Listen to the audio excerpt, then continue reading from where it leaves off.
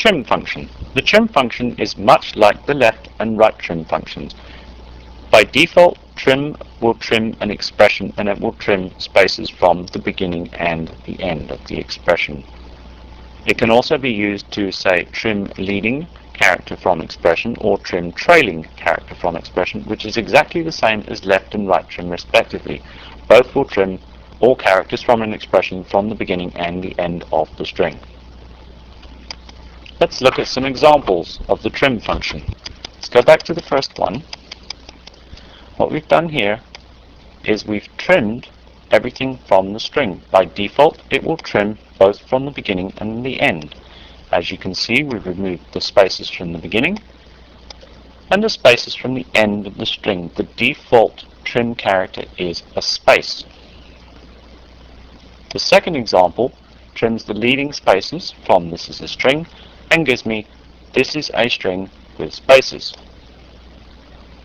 This left trim function actually does exactly the same thing as select trim leading spaces from "this is a string." As you can see, the result is the same. Here I've used select trim leading space from, and here I've used select left trim. The next example is to trim the trailing characters, trailing blanks from spaces, "this is a string," spaces, and I get "this is a string" with all the leading space characters and no trailing space characters. Exactly the same thing can be done with the right trim character, removing spaces from the same string, and we get the same result as we do with select trim trailing characters from the string, as in spaces, "this is a string," and no trailing blanks. The last form of the trim function is to trim both. In other words, trim not only leading or trailing, but both leading and trailing characters from the string. The result is the string, "this is a string," with no leading space characters and no trailing space characters. The last function we will look at is the upper function. Exactly the same thing as the lower function, except the opposite way around. All you do is you pass a string through upper and it converts every single character to an uppercase character. So, an example of upper would be to take the name from the category field and pass it through the upper function. So here we have tennis converted to uppercase and theatre, etc., etc. Now let's take a look at one or two interesting examples which combine functions. We won't get too complicated at this stage, but let's just try one or two.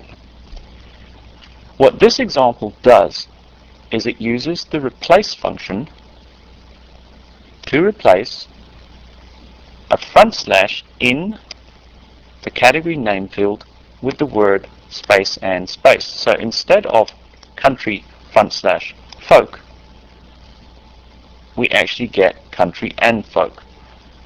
Let's restructure that statement a little so that we can see exactly what's going on here.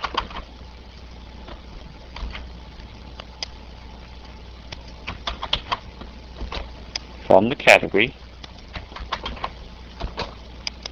where we actually had a where clause that only retrieved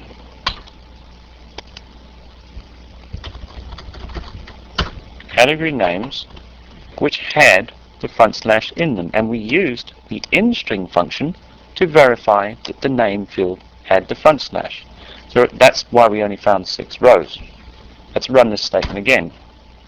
Now we can see we have country slash folk replaced with country and folk, etc., etc. Here's an even more complex example. What are we doing here? We've got multiple instantiations of different functions: substring, in-string, length, and in-string. Typically the substring function is used to do some odd things and extract parts of strings based on the lengths of strings and characters within those strings.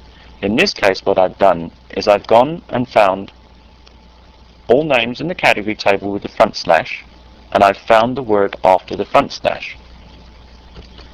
So here what I did was I said select substring from the name field in the category table, from the position of the first occurrence of the front slash, plus 1 because it starts at 0 and substring starts at 1, and then I said for the length of the entire category name, and I subtract the position of the front slash character. So what effectively I do is I say take the substring of the name from this front slash for the length of this name, subtract this position. So I actually extract the word folk from country/folk, and there we have folk.